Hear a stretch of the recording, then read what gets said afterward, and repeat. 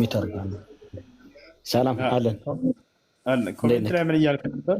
አለ ኮሜንት ላይ ደጋግመህ የምትጽፈው ጽሁፍ ነበር። ምን ነበር ያልከው? ድገመው። እሺ አላህ ጣዖት ነው ያልኩት። መሐመድ ሐሰተኛ ነብይ ነው፣ አላህ ደግሞ ጣዖት ነው። እሺ ቁረይሾች ምንድን ነው ያልከው?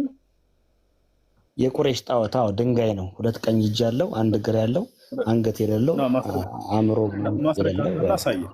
ትልቁ ላይ ነህ፣ ከፍተህ አሳየን ማስረጃ። ማንም ሙስሊም እንዳይሳካ አባ ውስጥ ነው ያለው። ግልጽ ነው፣ ይታወቃል። አሳየን ማስረጃ። ምን ያክል ቀጣፊና ውሸታም ከፍተህ አሳየን በማስረጃ። ማስረጃ አሳየን። አላህ ጣዖት ነው፣ መሐመድ ሐሰተኛ ነው። አረቦች ደግሞ ነብይ የላቸውም። አረብ ነብይ የለም። ማስረጃ አሳየን። አታሳይም ማስረጃ? አረብ ነብይ የለም። በነገራችን ላይ አለ። ማስረጃ እናሳይህ ትፈልጋለህ? ኧረ የለም ወፍ አለ። ማስረጃ እናሳይህ ወይ? ጭንቅላታቸውን ክፈቱ እንጂ እንድትከፍት እኮ ነው ያስገባው። በማስረጃ ማስረጃ ብለህ የምታመጣልኝ እኮ የመሐመድን ተረት ነው ብራዘር። ሌላ እኮ አይደለም። ተረት ምንድን ነው? ተረት ማለት ነው። ተረት በማስረጃ አያወሩም ወይ? ሲጠይቁ ማስረጃ እናሳይህ።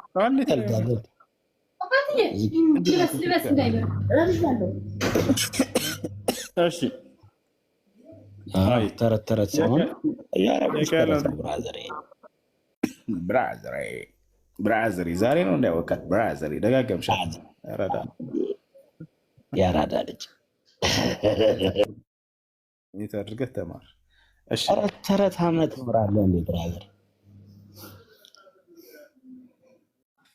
ኮሜንት ላይ ክፉ ቃል እንዳትናገሩ ሙስሊሞች።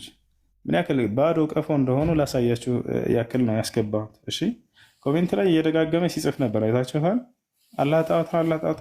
እሺ ግባና አሳየን በማስረጃ። ወፍ ማሳየት አይችሉም፣ ግን ጭንቅላታቸውን ደፍነዋቸዋል። እንዲህ እያደረጉ ማለት ነው። ምንም እንዳያውቁ እንዳይጠይቁ፣ ስለ እምነታቸውም እንዳይረዱ። በቃ ዲሞ ማለት ነው። ታውቃላችሁ፣ ድፍንፍን በቃ። እሺ በማስረጃ አሳይ። ማሳየት አይችሉም። እሺ ጠይቁና ማስረጃ እናሳያቸው። ለእኛ የሚነገረንና አሁን እኔ እዚህ የምሰማውና እኛ ከቤተሰብ ወይም ደግሞ እኛ በነገራችን ላይ ወጣቶች ወር ልጆች ስንባል ቤተሰብ የሚነግረን ነገር ነው ጭንቅላታችን ላይ የምናስቀምጠው። ማለት ሌላ ነገር ለመመራመር ወይም ሌላ ነገር ለመስማት ጭንቅላታችን አንከፍተውም። እና መጀመሪያ ቤተሰብ የሚነግረን ነገር፣ ከዛም ደግሞ ከነሱ ከፍ ያለ ሰው የኛ እምነት እንደዚህ ነው ብሎ ስለ ራሳችን እምነት የሆነ ነገር ይነግርሃል። መቼም ይሄ ግዴታ ነው። እያመንከው የምትሄድበትን እምነት የሆነ ነገር ይነግርክና ስለዛኛው እምነት ስጠይቃቸው የሆነ የተሳተ መስመር ይነግሩሃል። ምክንያቱም ወደዛኛው እምነት እንድትሄድ እንድትገባም ስለማይፈልግ። እኔ እውነቴን ነው የምነግርህ ዛሬ ላይ እኔ እዚህ ላይ ብላይ እንዳለው ስለዚህ እምነት ደግሞ እየጠየቅኩም ልገባም የሆነ ነገር እንደሆነ ቢያውቁ ከቤተሰቡ ከመስፈርት እንደምሰርዝ አውቀዋለሁ። ግን እውነቱን እንድናቅ የትኛውም ሰው የትኛውም እናትም ሆነ አባት ፈቅዶልን አያውቅም። እኔ ምሬን ነው። እውነቱን ማወቅ የጀመር ከሆነ አይደለም ጓደኛ ስላለኝ ምናምን አይደለም። ግን እኔ እውነቱን ለማወቅ የመጣሁት በራሴ መንገድ ነው። መጀመሪያ ላይ ማለት እንደዚሁ ኤፍቢ ላይ ማወራቸው ልጆች ነበሩ፣ ጓደኞች ነበሩኝ እና ስለ እምነቴ ጠይቁኝ ነበር። አንድም ቀን ልቤን ማለት መመለስ የምችለው ነገር ኑሮኝ አያውቅም። ብዙም ተለቅ ብዬ የማውቀው ነገርም አልነበረኝም። ግን ስለነሱ ስጠይቃቸው ትክክለኛውን ምላሽ ብዙ ጊዜ መልሰውልኝ ያውቃሉ። ከዛም ነው ላይቭ ላይ ምናምን እየገባሁ እንደዚህ አያለው አንዳንድ ነገርና ለዛ ነው አንተ ልጠይቅህ። ከዛ ከኛ በላይ የሚያውቅ ሰው ለምን እሱ አይነግርሽም አሉኝ። ላይቭ ላይ እየተጫወት ነው ማለት ነው። እሱን ለምን አትጠይቂውም? እሱ ለምን አይመልስልሽም? እና ለዛ ነው ጭንቅላታችን መጀመሪያ የሚደፈነው በተሳሳተ ነገር ነው። የእውነት ማንም መጥቶ እዚህ ጋር ነገር ስላለ አይደለም። ቤተሰብ ነው ሲጀመር ይሄን ሁሉ ነገር የሚያደርገው። ማለት ትክክለኛው እምነት እንድንከተል አይፈልጉም። እነሱ ያሉበትን እምነት ነው እንድንከተል የሚፈልጉት። የተሳሳተ ነገር ይነግሩናል። ከዛ በተሳሳተ መንገድ እንሄዳለን። ይቅርታ ስላቋረጥኩ ግን ችግር የለውም። አዎ እኛ አላማችን ምንድን ነው? አይምሯቸውን እንዴት ከፍት ቦታቸዋላ ማንኛውንም ሰው አይምሮውን እንዲከፍት ጥሪ እናደርጋለን። ኢና ወጀድና አባአና ዐላ ኡመቲን ወኢና ዐላ አታሪሂም ሙቅተዱን አትበሉ ይላል አላህ። እኛ ቤተሰቦቻችንን በዚህ መንገድ ላይ ያገኘናቸው በእነሱን ፋና ላይ ተከተለን አትበሉ። አይምሯቸውን ክፈቱ ይላል አላህ። አፈላ ተዕቂሉን አፈላ ተተፈከሩን አፈላ ተተዘከሩን። አይምሯችንን ያናግራል ቁርአን። የሚገርማችሁ አታስተውሉምን? አትገነዘቡምን? አታስተነትኑምን? በቃ አይምሮህን ተጠቅመህ እወቀኝ ይልሃል ቁርአን። ገብቷችኋል አይደል? ይሄ በአባቶቼ ቅድመ አያቶቼ መንገድ ያገኘሁት ነው አትበሉ ይላል። ሰዎች ናቸው እና እነዛ ሊስቱ ይችላሉ። ገብቷችኋል? እንደዛ ቅርብ አድርግላቸው ነው። እሺ ከላይ የጌታ ልጅ ሰላም እንዴት ነህ?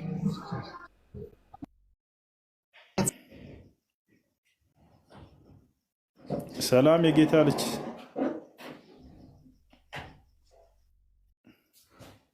የጌታ ልጅ ኔትወርክህ ደካማ ነው መሰለኛ። ይሰማል አሁን? እስኪ ይሰማል። ሰላም ማሽላ ሰላም አመሻችሁ። ደህና አልሐምዱሊላህ አለን አለ። የሆነ አንድ ጥያቄ ነበረኝ ከቁርአን መጠየቅ ፈልጌ ነበር። እሺ ጥያቄ ምንድን ነው? ሱራ 7:7 እስቲ ክፈትልኝና ከዛን ጠይቃለሁ። ሱራ 7:7 እሺ በዚያ ላይ ጥያቄ ምንድን ነው? ጊዜ እንትን ለማለት በቃል አልያዝኩኝም። እዛ ላይ ብታወጣልኝ ደስ ይለኝ ነበር። እሺ አነስ ይመቻል ለማውጣት? የአነስ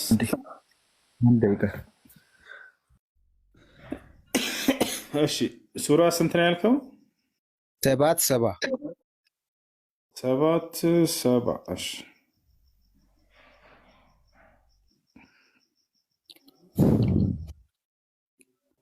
እሺ እሺ አብሽር። አላህን ብቻውን እንድንገዛ አባቶቻችንም የሚገዙት የነበረውን አማልክት እንድንተው መጣህብን። ከእውነተኞች ከሆንክ የምታስፈራራብን ቅጣት አምጣብን አሉ ይላል። አዎ እሱን ነበር እና ከዛ በፊት አባቶቻችን ያመልኩት የነበሩት አማልክት የሚለው እና አባቶች ያመልኩት የነበሩት አማልክቶች እነማን ናቸው? አሁንስ የት ናቸው የሚለው ጥያቄ ነበረብኝ። እሺ ጥሩ። ከላይ አውዱን ይዘን እናንብበው። እየተናገረ ያለው ከነቢያቶች መካከል አንድ ነቢይ እያስተማራቸው እነዚያን ሰዎች ጣዖትን ያመልኩ ነበር። እነዚህ ሰዎች ደግሞ አባቶቻቸውን ቅድመ አያቶቻቸውን በጣዖት አምልኮ ላይ ነበሩ። እነዚህ ሰዎች እዛ ገብተዋል አይደለ? ስለዚህ እነዚያን አባቶቻቸው ቅድመ አያቶቻቸው ሲያመልኩ የነበሩትን ጣዖት ተውና አንዱንና ብቸኛውን አምላክ አላህን አምልኩ እያለ ያ ነቢይ እየሰበካቸው ነው። ወደ ላይ ከፍ ብለን እንድትረዳ ዘንድ አውዱን ላንብብልህ። እሺ ማን ነው ያ ነቢይ? ከነቢያቶች መካከል አንድ ነቢይ ነው። እርሱም ማን ይባላል? ሁድ ይባላል። ሁድ የሚባለው ነቢይ ዓድ ወደሚባሉ ነገዶች የተላከ ነቢይ ነው። ይወታል ምን ይላል? ወኢላ ዓድን አኻሁም ሁዳ ይላል። በአማርኛ ላንብብልህ። ወደ ዓድም ወንድማቸውን ሁድን ላከን ይላል አምላካችን አላህ። ወገኖች ሆይ ያላቸው ይህ ታላቅ ነቢይ አላህን ተገዙ፣ ከእርሱ ሌላ ምንም አምላክ የላችሁም፣ የአላህን ቅጣት አትፈሩትምን አላቸው ይላል። ቀጥሎ ምን ይላል? ከህዝቦቹ እነዚያ የካዱት መሪዎች እኛ በሞኝነት ላይ ሆነን በእርግጥ እኛ በሞኝነት ላይ ሆነን በእርግጥ እናያለን አሉት። አንተ ሞኝ ነህ እያሉ እየሰደቡት ነው ይሄን ነቢይ ወደ አንዱ አምላክ ስለሰበካቸው ማለት ነው። እኛም ከውሸተኞቹ ነህ ብለን እንጠረጥራለን አሉት ይላል። እንግዲህ ነቢያቶችን ሲያስተባብሉ እንደነበሩት እነዚህም አስተባበሉ። አንተ ሞኝ ነህ ውሸታም ነህ እያሉት ነው። እርሱ ምን አላቸው? ይህ ታላቅ ነቢይ እርሱም አለ አምላካችን አላህ ሲተርክልን፣ እርሱም አላቸው ወገኖቼ ሆይ እኔ ሞኝነት የለብኝም፣ ግን እኔ ከዓለማቱ ጌታ የተላኩኝ ነኝ አላቸው። ከዚያ ቀጥሎ ምን አላቸው? ይህ ነቢይ የጌታዬን መልእክቶች አደርስላችኋለሁ፣ እኔም ለእናንተ ታማኝ መካሪ ነኝ አላቸው። ከዚያም ቀጥሎ ምን አላቸው?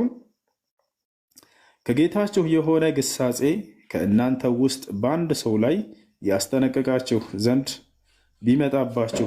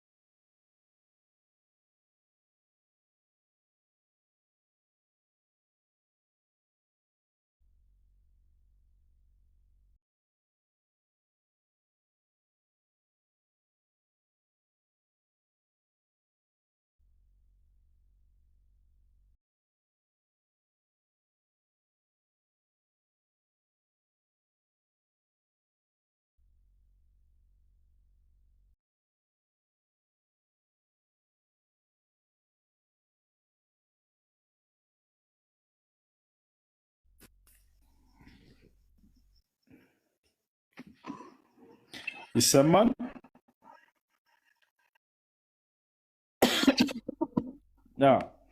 እና ስለዚህ ይህ ነቢይ እያስጠነቀቃቸው ነው። እና ምን ይላል? አላህን ብቻውን እንድንገዛ አባቶቻችን ይገዙት የነበረውን አማልክት እንድንተው መጣህብን? ከእውነተኞች ከሆንክ የምታስፈራራብን ቅጣት አምጣብን አሉ ይላል። ስለዚህ ይህ ነቢይ ምን እያላቸው ነው መሰለህ? አላህን ብቻውን ተገዙ፣ ከእርሱ ውጭ ያሉ ሌሎች አማልክቶች አባቶቻቸው ሲገዟቸው የነበሩቸውን ጣዖቶች እነዚያን ተው እያለ እየሰበካቸውና እያስተማራቸው ያለ ታላቅ ነቢይ ነው ማለት ነው። ይሄ ነው። እኔ እኮ እዛ ጋ ይሄ ግልጽ ነው፣ እንደዛ ነው። እና አባቶች ያምልኩት ከነበሩት አማልክቶች ወይንም ጣዖታቶች መካከል የተኞቹ ናቸው? እነሱ ነው ጥያቄ እኮ ነው። መልካም። በኖህ ዘመን ጀምረው ሲመለኩ የነበሩ ናቸው። እነሱ ማን ናቸው? ስማቸውን ማወቅ ፈልገህ ነው? እነዚያን ጣዖቶች አባቶቻቸው ላሳየህ። ከቁርአን ቃል በቃል አውጥቼ ላሳየህ። እሺ፣ ማን ማን ይባላሉ መሰለህ? አንዴ ቆይ ላውጣልህ። በኖህ ዘመን አባቶቻቸው የሚለው ከኖህ በኋላ የመጡ ህዝቦች መሆናቸውን ላይ ከፍ ብለህ ታገኛቸዋለህ። እዚህ ጋር ይህ ነቢይ ምን ይላቸዋል መሰለህ? አንተ የጠየቀው 70 ቁጥር ላይ ነው። 69 ላይ ከኖህ በኋላ የመጡ ህዝቦች እንደሆኑ ይናገራል።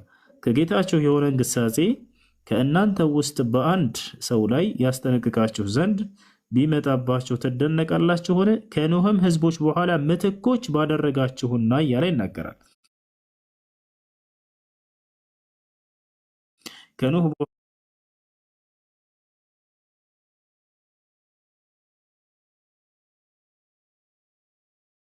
ጣዖቶች ስማቸው ማን ይባላል ነው የወገናችን ጥያቄ።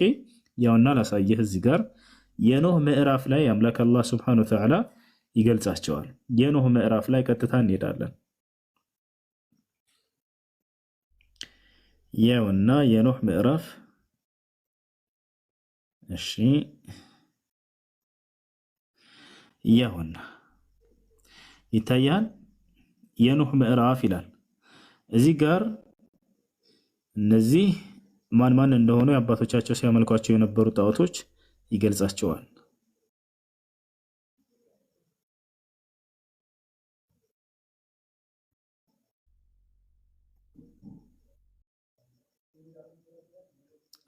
ያውና እነዚህ በኖህ ዘመን ሲመለኩ የነበሩ 5 ጣዖታት ናቸው። ጻድቆች መልካሞች ነበሩ። በእነርሱ ምስል ሰርተው ጣዖት አድርገው ያመልኳቸው ነበሩ። አሉም ይላል። አሉም የሚለው በኖህ ዘመን የነበሩ ህዝቦች ናቸው። ኖህ አንዱን አምላክ አላህን ተገዙ እያላቸው ነው። ገብቶሃል አይደል? ከዚያ በኋላ እነዚህ ሰዎች ግን ምን እያሉ ነው? አሉም አምላኮቻችሁን አትተው። ይታያል አይደል? አባቶቻቸው ሲያመልኳቸው የነበሩ አማልክቶችን ሊገልጻቸው ነው። አሉም አምላኮቻችሁን አትተው። ማን ማን ይባላሉ? አሁን ተመልከት ስማቸው። ወድ፣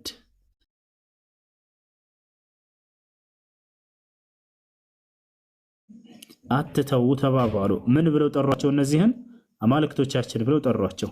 ስለዚህ አባቶቻቸው ሲያመልኳቸው የነበሩ አማልክቶች ማን ናቸው የሚለው ጥያቄ ያው እነዚህ ጋር ምዕራፍ 71 ቁጥር 23 ላይ ታገኘዋለህ። እነዚህን 5 ጣዖታቶች ለማለት ነው። አይ እሺ፣ ኦኬ፣ መልካም። እንደዛ ከሆነ በጣም ጥሩ ነው። እና ደግሞ ከዛው ጋር ተያይዞ በጣም ለእኔ ጥያቄ ሆነኝ ጥያቄ ነበረኛ። መቀጠል ይችላለሁ?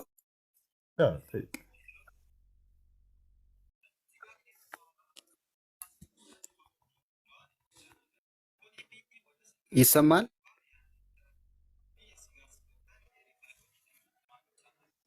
ልጆች ተቋርጧል እንዴ? ይሰማቸዋል? እኔ ይሰማኛል። እሺ ቀጥሉ። እሺ፣ ከዛው ጋር ተያይዞ አሁን ከዚህ በፊት በመካከለኛው ክፍለ ዘመን አካባቢ ቁረይሾች እስከ 360 አማልክቶችን ያመልኩ ነበረ እና እነሱ በሚያመልኩበት ጊዜ ካባ ወይንም ብላክ ስቶን የሚባለው እንትን እዛ ውስጥ ጠጠር እየወረወሩ 7 ዙር እየዞሩ ምናምን ምግብ ምናምን መስዋዕት እያቀረቡ ያመልኩ ነበር እና እንደዛው ደግሞ ዛሬ ላይ ሙስሊም የሆኑ ወገኖችም ደግሞ እንደዛው ያደርጋሉና እንዴት ነው ሊለይ የሚችለው ከነሱ ጋር? በጣም ጥሩ፣ በጣም ጥሩ ጥያቄ። አሁን በደንብ አድርገህ አዳምጠኝ እሺ። አሁን መካ ላይ የመካ ከሃዲያኖች እነዚያ ሲሰሩት የነበረው ከነሱ ነው ወይ የተጀመረው? መካ ላይ የምንሰራው የአምልኮ ስርዓት ከተባለ አይደለም።